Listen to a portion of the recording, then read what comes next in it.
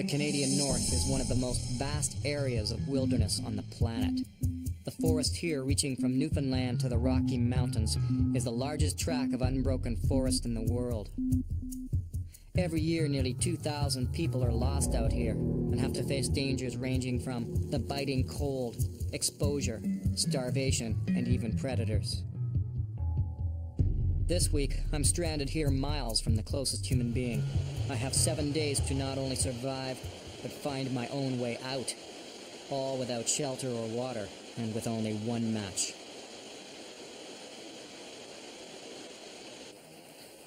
Woo! Whew. Canadian North is magnificent this time of year. Nights are clear and cold, and the bugs are all gone. And if you're lucky, you get to experience the first winter snowfall. Love to reward myself with a late fall canoe trip.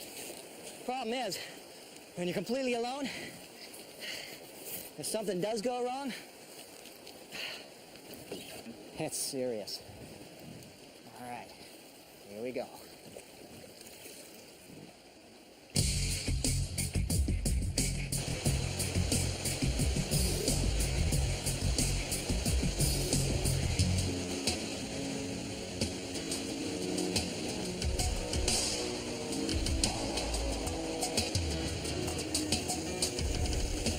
Even the most experienced paddlers can be hit with the "it can't happen to me" syndrome.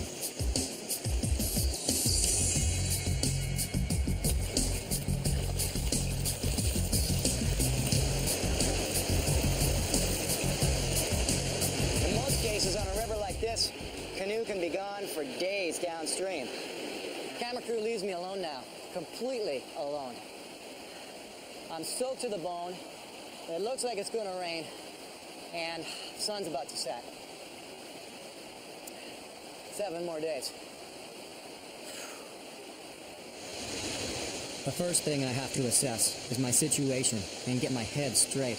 The decisions made after an accident like this often define whether you're going to survive or not.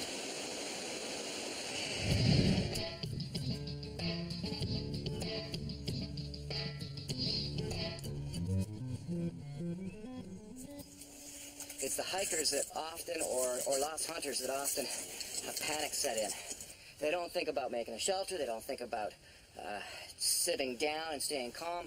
Often what happens is they just take off and they start going pretty much as fast as they can to try and get out, because they're certain that just around the corner is going to be the trail that they lost, or the road, or their car, or wherever the parking lot, wherever it was they left to go on that hike. Generally speaking, though, they never find it. See what's in the pack. All right, camera gear. Cheated a little. There's the camera I'm using right now, and there's another tripod in the case, but inside of my rain pants, spare fleece is going to help. Yeah, my hat. A handful of cashews, and there's a little bit of beef jerky in there. 1 match, and a Swiss Army knife. Got a great discovery over here on this side of the river. This big flat rock is going to be a great spot for me to get a huge fire going to try and dry out. The good news is that it's not raining yet. Bad news is that it's snowing. Not very much, but it's snowing. I better get the fire going soon. This big rock area in here might make for a great shelter area if I can build a big fire all along here and reflect the heat back to me later in the night. This guy's a little bit in the way. Would have helped a lot more if I'd had an axe. Gathering firewood without an axe, it's not easy. You're reduced to pretty much a lot of small wood. Takes a lot of gathering. Okay, time to use up a 1 match. Because I gotta get dry, and I gotta get dry quick. Success with my one and only match. It's been over an hour since I fell in the water, and I've remained soaked to the skin ever since on this cool autumn day, in great danger of hypothermia. You know, it took me probably nearly 2 hours to get those clothes dry. Now my job is just to keep that fire going as long and as hot as possible. But night is coming in on me quick, and it's not going to be a warm one.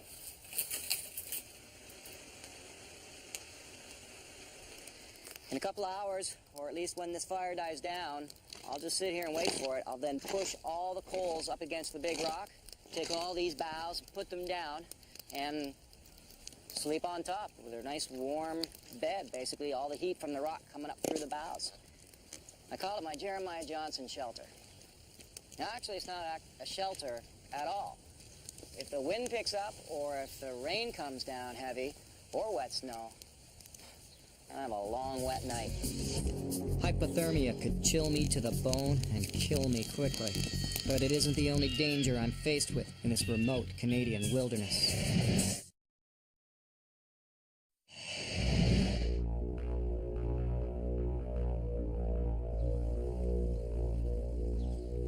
Most times, hypothermia doesn't occur in the winter. It happens now, in the fall of the year, when the snow and the freezing rain can catch you by surprise. But there's more. This is the rutting season for the bull moose, and at this time of year, it's the most dangerous animal in North America. Okay, this is pretty much how I spent my night. Like this. Actually, the boughs on the ground and heating the rock up like that worked really well. The rock is actually still warm to the touch. So I was pretty warm for about the first 3 hours maybe or something. After that, though, even with the warmer ground, without having anything over top of me, it just started getting pretty cold. Fortunately, it didn't rain. I just heard something big crack.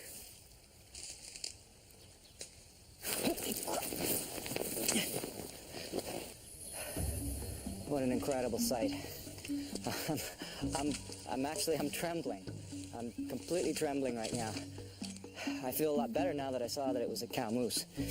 I'm trembling because had that been a male bull moose in the rutting season, of which we are in the height of, and I'm in major moose territory, is hands down the most dangerous animal in Canada, bar none. They're absolutely an insane creature during this time of year. 1,500 pounds of absolute rage. And I have been chased and put up a tree before by a huge bull moose during the season. I mean, she's past my camp, but now I'm going to be wondering who's on her trail, because I'm sure she's got a bull or two not too far behind her. I'm trying to get myself further up from the water's edge, and I can feel it getting warmer even right now. Just coming up about 20 feet or so up the hill, you can just feel the temperature difference as you go up in grades, and that's good. So I'm looking for a good shelter spot. I think something's over here. Yeah. So here, check this out. That's not bad. Not bad at all. It does feel warmer up here. There's rocks there, there's sand. It's a little damp here. It's not going to be comfortable, but it's going to work. I'm going to put all these rocks, make a fire pit, so I can have a bit of warmth. That's under the assumption, of course, that I can make a fire without matches. And I'm up for the challenge. Every location is different, but if I'm to survive 7 days in Canada's north in the fall, shelter is a high priority.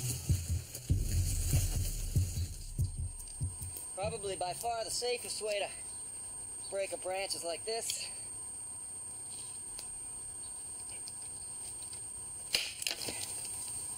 You're protected from getting hit with the branch as it breaks.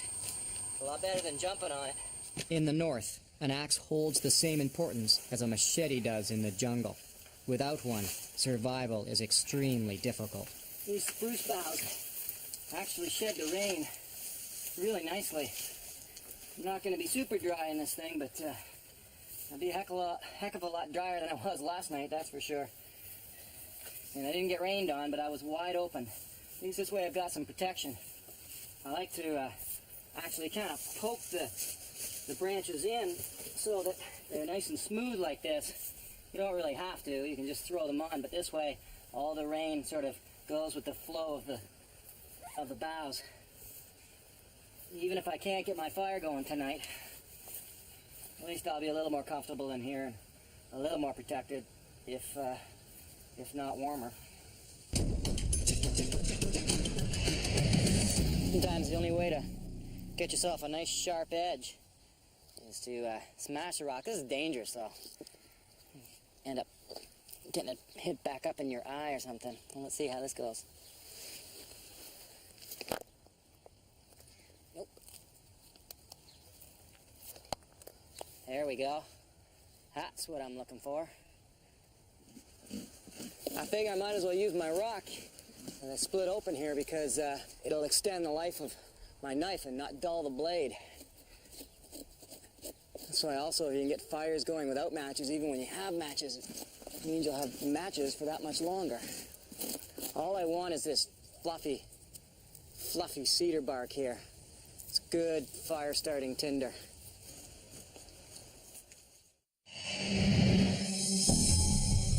In the fall in the Canadian wilderness, fire is a major priority. My one match was gone long ago, leaving me to start a fire the way it's been done since the dawn of man, by rubbing two sticks together. These guys here are nicknamed tinder fungus. Let's find out why. Well, I hope I didn't do something stupid here, because I've never tried using this fungus method before, and it's starting to get already a bit dusk on me. I made a decision. It was either add a lot more onto the shelter, so I'm protected from the rain, which looks like might be coming in, or get a fire going, and I opted to try for a fire.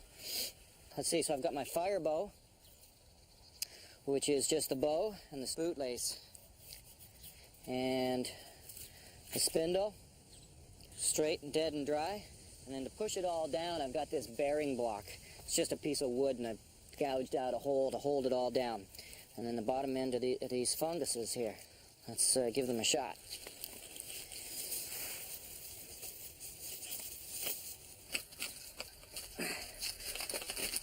Oh, man. Guess I should have practiced this one at home. Only ever seen this done. Oh, man, this is useless. Okay, I know somewhere out there's some wise bush guy who's saying, "Oh, come on, it's easy."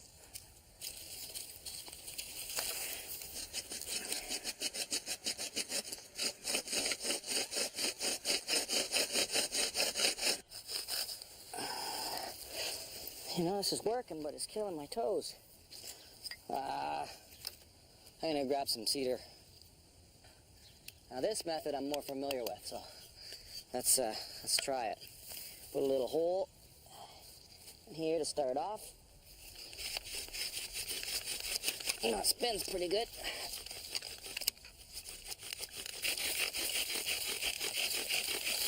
Oh, that's better. Okay. Oh, that's nice. That's a good sign. But you see, it just gathers all around the top here. And it's got to have a place to go. All that dust has to have a place to collect and form like a little ember.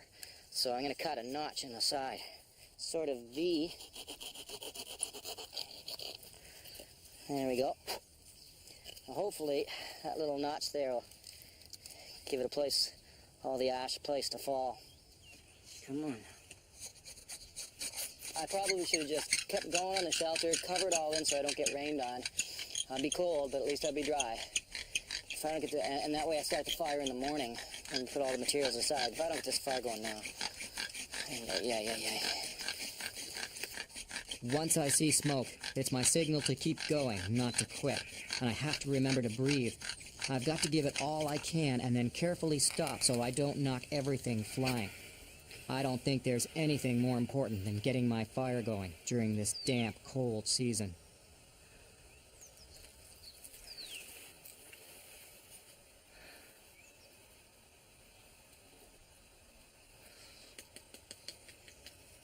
This looks good. This looks good.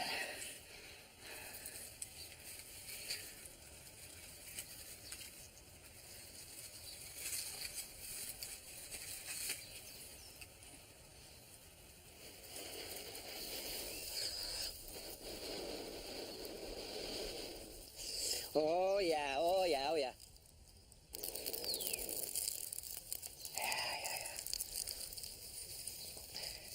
Ooh, I better move the spindles out of the way. Oh, crap. Shoot, shoot, shoot. Talk about panic. I got no wood ready. That's about as stupid as it gets. All right, well, there's enough here. And the other fire. I'm gonna build it up nice and high, and then I'll take it into the shelter with me, so I've got it there for the night. Carrying the fire more than 100 yards through the thick bush was a lot easier said than done. All right, here's what I got. Now I gotta get my way all the way to the other shelter. Ooh.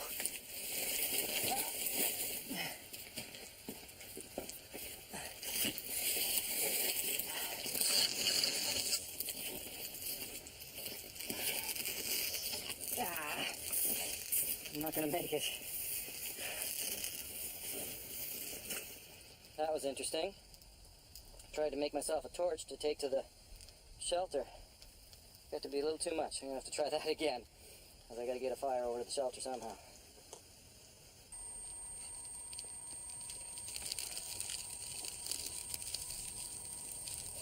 Sorry I didn't bring you with me on that one. It's just too much work trying to carry the fire and the camera at the same time. Before it gets too dark, all I'm going to do now is gather some firewood. Lots of it.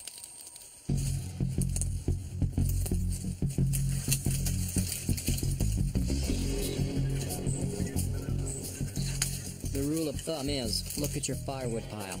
When you first think you have enough, then make it 5 times bigger if you want to make it through the night. There's nothing worse than running out in the dark.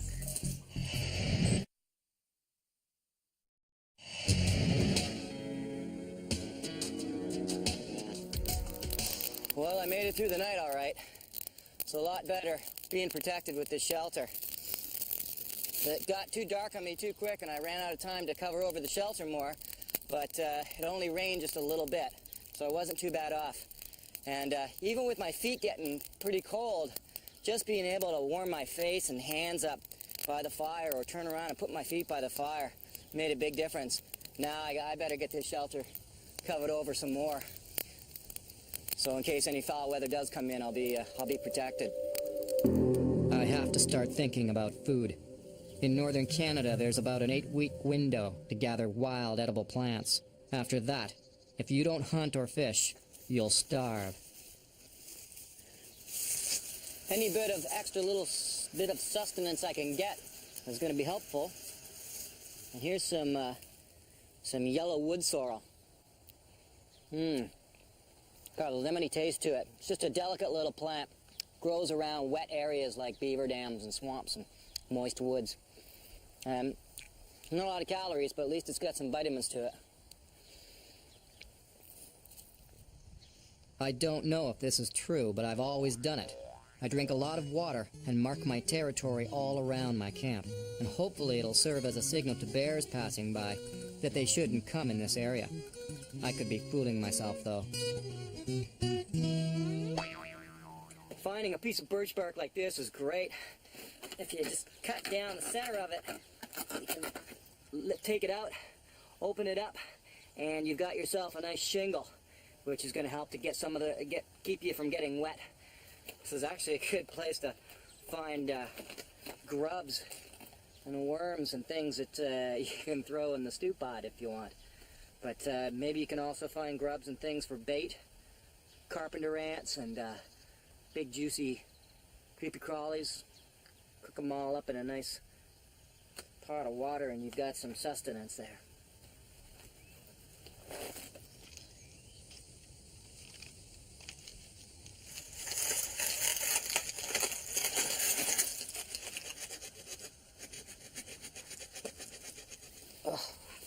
Well, there's something I wasn't counting on. Well, I left to get some more boughs and some more firewood. I came back and all the underside of the tree roots here were on fire. There was flames coming up, and I had to quickly grab a rock and scrape them all down to put out the fire. Well, that's the last thing I want here, even though I want to be warm tonight. That's not the kind of warm I'm talking about.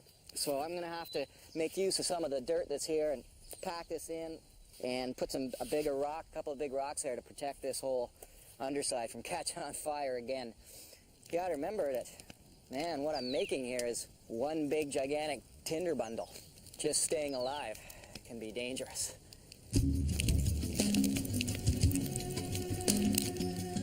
Ever since I got here, there's been a couple of red squirrels chattering around me all day long. And what I'm making here, well, it's called a figure 4 deadfall. If there's squirrels or rodents like rats or mice around, it works just about on any location to help up the odds of getting some sustenance. And you know, a little bit of meat in my belly tonight would go a long way towards making me warmer, I'm sure.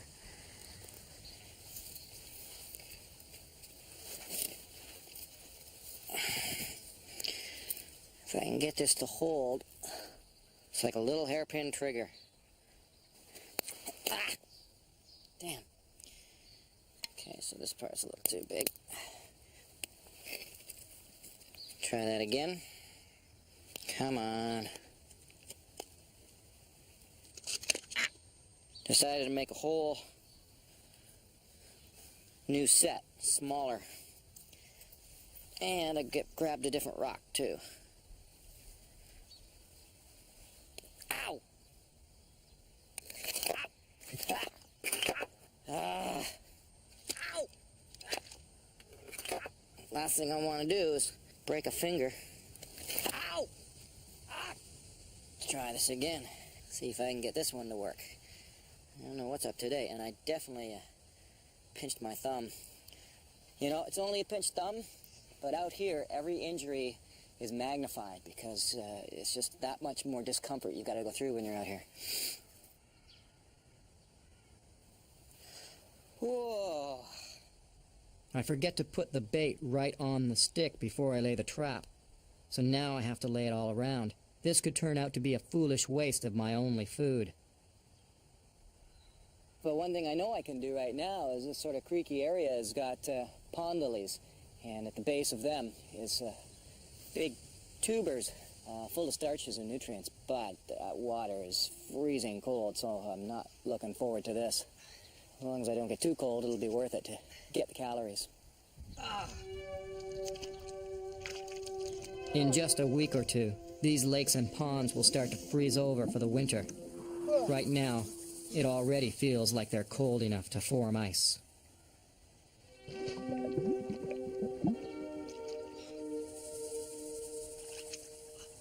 Oh, that's cold.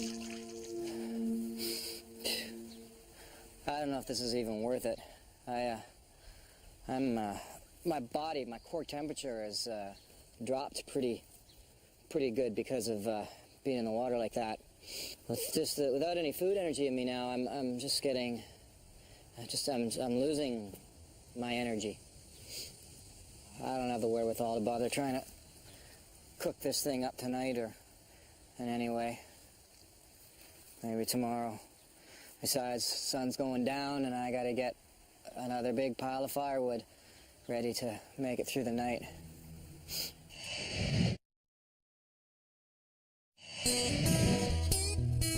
the northern bush, you've got a scant 6 or 7 weeks of picking wild edibles.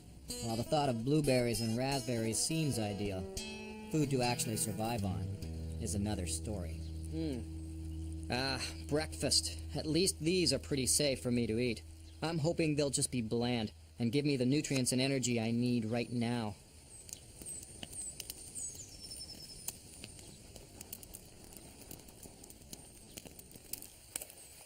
Kind of feels like a roasted marshmallow. Oh, let's hope it tastes like one.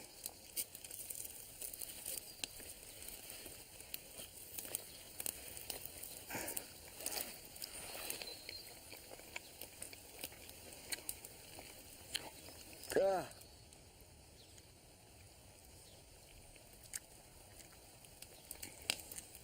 Oh, God, that's horrible.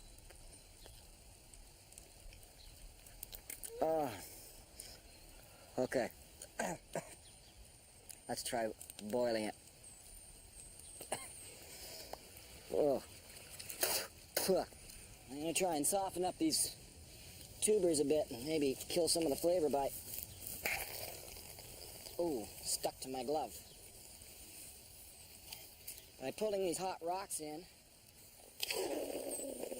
and basically trying to boil the water in my hat. Fortunately, the hat is a heavy, heavy cotton, I think, so it's holding the water okay. You just keep doing this. You keep replacing hot rocks until you bring the water to a boil. In this case, I'll even cover it over. As it was pretty bitter and acrid tasting, just roasted, but maybe this will soften down the flavor a bit. I suppose if I was just at home fasting for a week, I'd be okay. But not so when I have to film everything, build shelters, start fires without matches, and climb through thick bush all day. How appetizing is that? I really need food so I can function.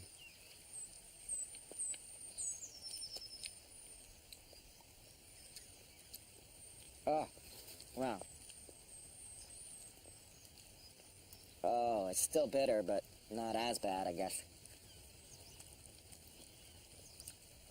Oh, I gotta get this into me, though.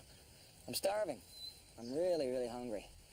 And if I don't get some food into me soon, I'm just gonna get weaker and weaker, and all my energy levels is just dropping down. So I'm gonna have to bear with this. Oh boy. Oh boy, oh boy. Oh boy. Well, what goes down must come up. It was just too much and too bitter for my stomach to handle. And I hate being sick in the bush.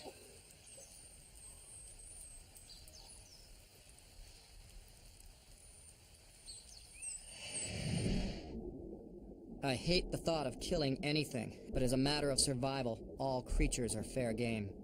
Finally, some meat. Escargot, anybody?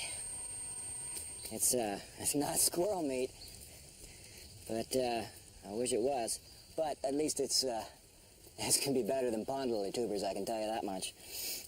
Let's crack one of these guys open, see what we got here.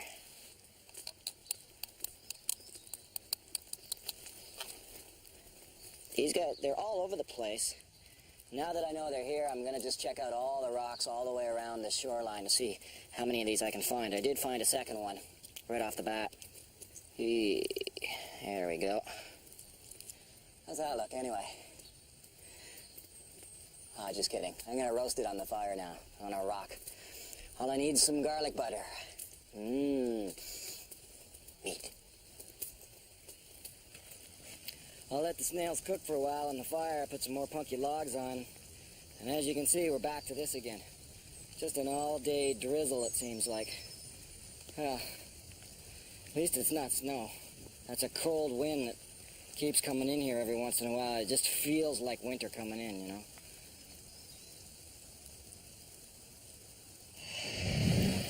Well, it probably doesn't look all that bad on camera, but trust me, it's a downpour. In fact, just a few moments ago, it was also thick snow as well. And like an idiot, I got rain pants and I haven't been wearing them. They've been rolled up in my pocket the whole time. I'm gonna go hide in my little shelter. Enough of this.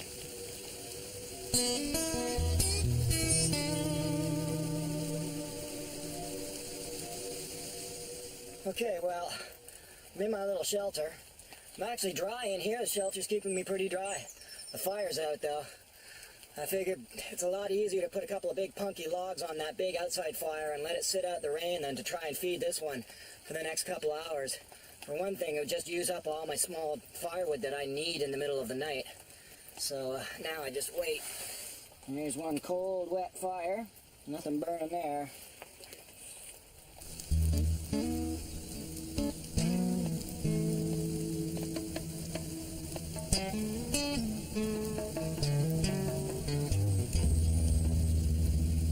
Not only is it raining and doesn't look like any chance of breaking, but look at this. My deadfall is still standing, but the food's gone.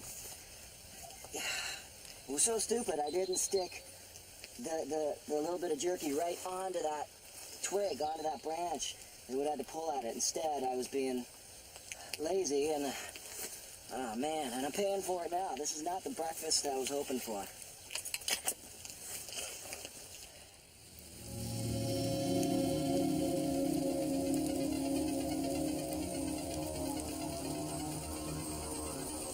It's been about 48 hours, I think, of non-stop rain. I haven't filmed, I haven't done anything. I just huddled in my shelter and I slept.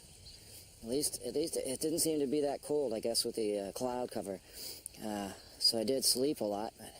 After 2 days of solid rain, it was a matter of get up, dry out a bit, shake it off, and start planning my escape.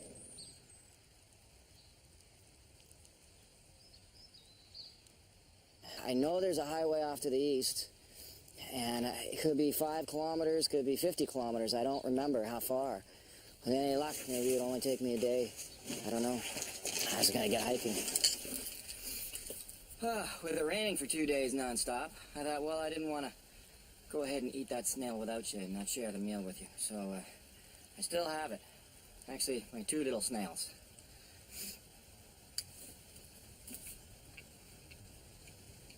I still need some garlic butter with them. Okay, so that's it. 2 snails, 3 cashews today, and a little bit of jerky. Oh, and I'm just raring to go.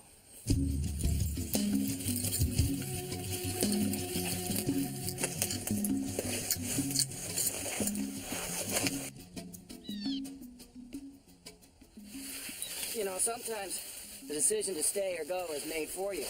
Like, what if you're 100 miles from anywhere and you know there's no way of hiking out? Other times, it's just a very critical decision that you simply must make right in the beginning. Am I going to stay? Am I going to go? Well, you know, can I stay? Is there a place, is there a way of getting food around here? Holy mackerel. This just keeps getting, it's like the forest is closing in on me here.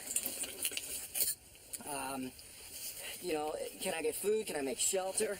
Is anybody even going to come looking for me? Heck, does anybody even know I'm gone?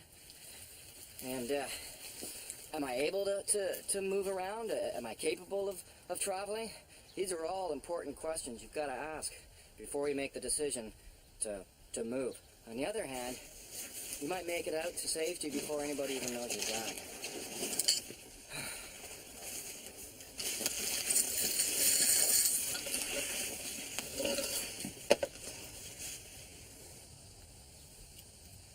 I hate that feeling like you've lost your sense of direction. Huh. Okay, look at this. Well, the moss only grows on the north sides of trees, you know. You can see all the moss here. And this is definitely the north side. I can tell by the sun right now. This is definitely the north side of the tree. And then it's clear over here. So that works out pretty true. But you know what? A lot of times, it's not true at all. I've seen thousands of trees where the moss is just circled all the way around. And you can't use it as a gauge. Look, here's another tree just over here. Same thing again, that's the north side of the tree. So in this case, that's a bit of a bearing for me, and I'm going to use it because I want to go due east.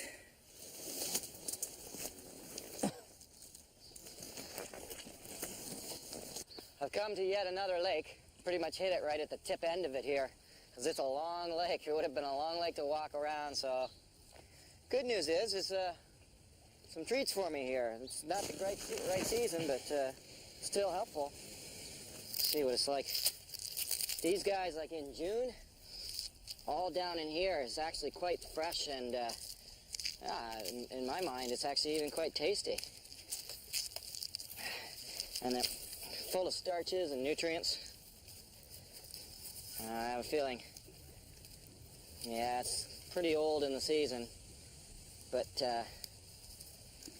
it's already gone woody on me. Not much chance of eating that. I can always use the top end. It's good for tinder. It's good for stuffing for my clothing to keep me warm if I needed it, or it's good fire starter. This stuff goes up just like gasoline. You put a little spark to it, or a match.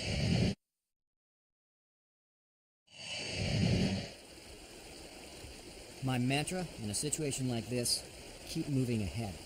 But I've got to deal cautiously and carefully with every obstacle that I encounter.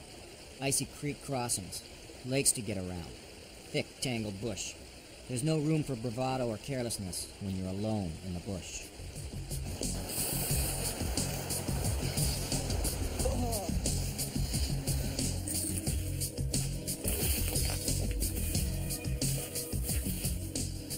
I see something over there that's good to take hold of right now. Grab what I can while I can. Birch bark. From an environmental perspective, I don't like denuding the forest of anything. And even in taking this birch bark, I'm just taking, I'm in a survival situation, so, you do whatever you have to do to survive. But I'm just taking, the dead hanging bark, or looking for a tree that's already on the ground and pulling the bark off that, rather than stripping the tree all the way around. That can kill a birch tree.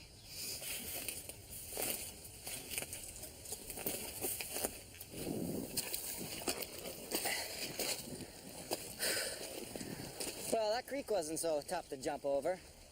This lake is another story. It's a long, thin lake, and it's right in my path. Probably go that way. I estimate at least 2 kilometers extra just to get around this lake. Man, it's windy and cold now. It's clear, but it's certainly getting colder, in spite of how beautiful it looks.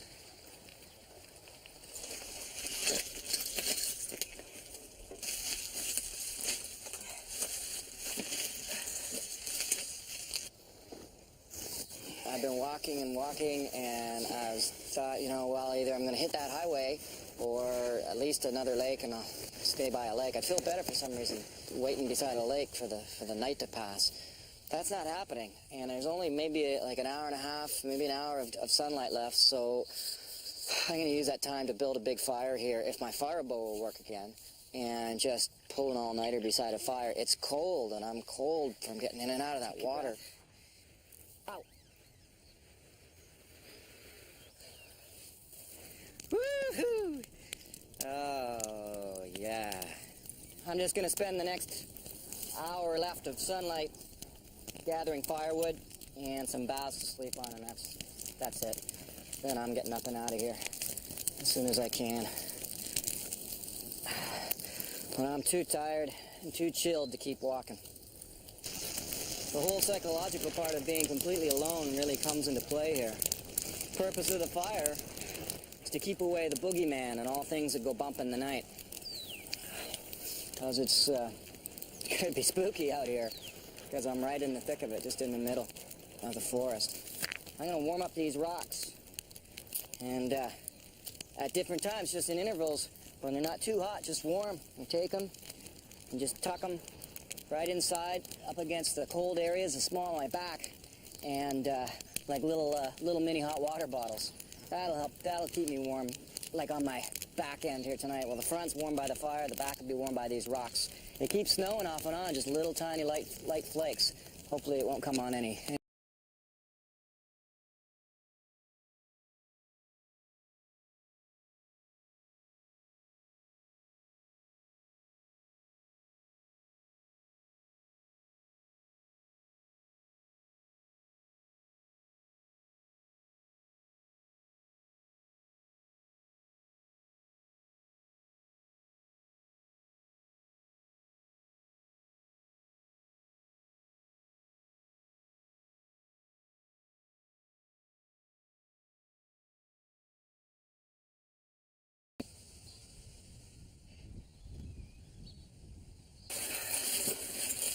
Oh man, you know, layering's been great.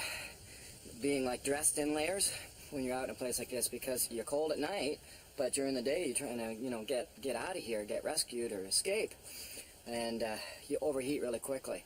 So I just keep stripping down layer upon layer until you know, I'm comfortable and I'm not sweating. Sweating's the worst thing. If I start to sweat, oh, it just makes the nights miserable, because then you just get those chills, you know, and that's not fun.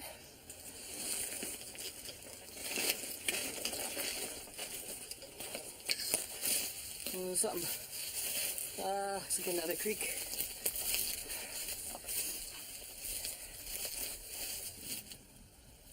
No. Hey. Oh, this is a nice sign for the weary wanderer. Oh, yeah.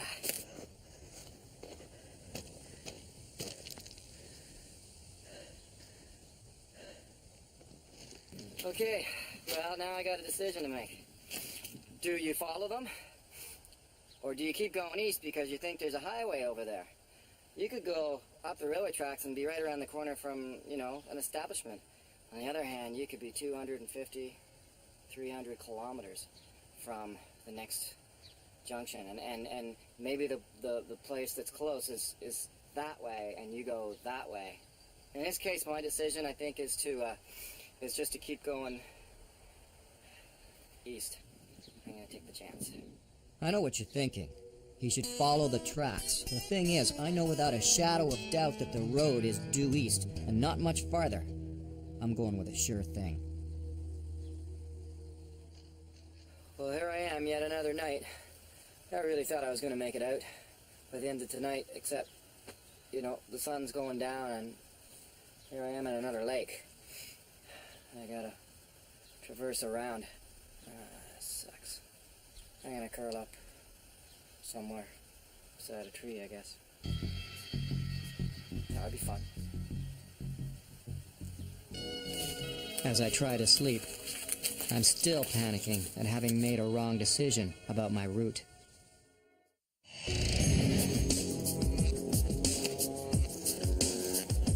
I know where I paddled into, and I was fairly confident on where I had to go to get out, due east. What could go wrong? But my guess was maybe one really long day of walking, not 3.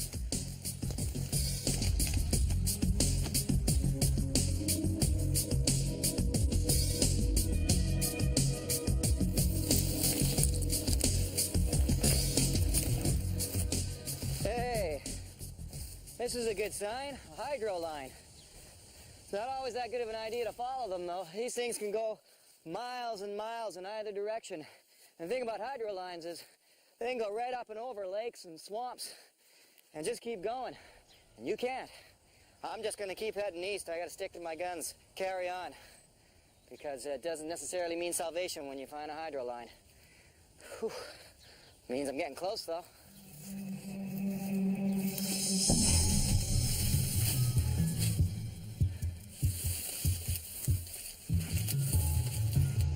Now I'm desperate. I just want to get out. I start making the mistake of letting myself get wet. I know the producers will be looking for me. Every time I come up to water, I just don't care anymore.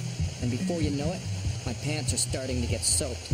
A dangerous situation if I'm stuck outside one more night.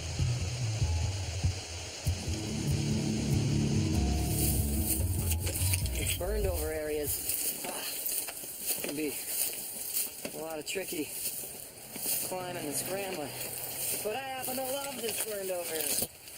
Why? because I can hear the highway. Hear it.